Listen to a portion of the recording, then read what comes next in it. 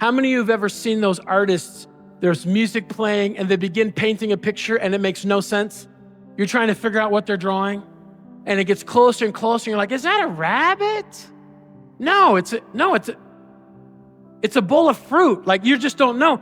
And they get just about done and then they flip the picture over and it's a picture of Jesus.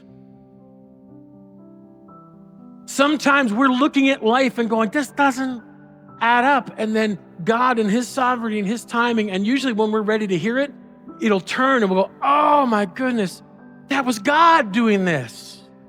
It was Jehovah Sneaky surprising me. Some of you have heard this, but I share this at every memorial service.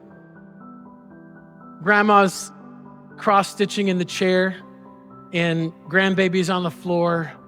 And grandbaby's looking up and he sees the bottom side of this cross-stitching and it's just a jumbled mess. Grandma, what are you making?